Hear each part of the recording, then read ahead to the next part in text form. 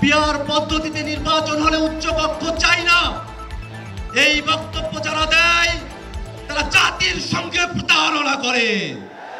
ক্ষমতার ভারসাম্য নিশ্চিত করে নতুন গণতান্ত্রিক বাংলাদেশ বিনির্মাণের জন্য 24-এর অভ্যুত্থানে আমরা অংশ নিয়েছিলাম।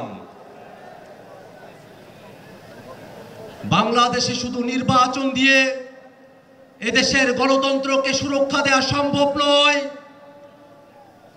14, 18, 24-এ নির্বাচন হয়েছে, কিন্তু বাংলাদেশের গণতন্ত্রকে সুরক্ষা দেওয়া সম্ভব হয় নাই।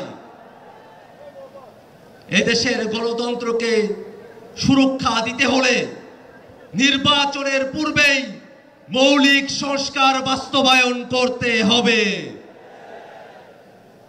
ক্ষমতার ভারসাম্যের প্রশ্নে উচ্চ কক্ষে ভোটের অনুপাতে পিআর পদ্ধতিতে নির্বাচন আয়োজন করতে হবে। পিআর পদ্ধতিতে নির্বাচন হলে উচ্চ কক্ষ চাই না, এই বক্তব্য যারা দেয় তারা জাতির সঙ্গে প্রতারণা করে। ভাইরা আমার, এই বাংলাদেশের মানুষেরা দীর্ঘ সময় ধরে জেল, জুলুম, রিমান্ড, গুম, খুন, ক্রসফায়ার, আয়নাঘর, গণহত্যা, মানবতা বিরোধী অপরাধের মধ্য দিয়ে আমাদেরকে জীবন অতিবাহিত করতে হয়েছে। এই বাংলাদেশের মুসলমানরা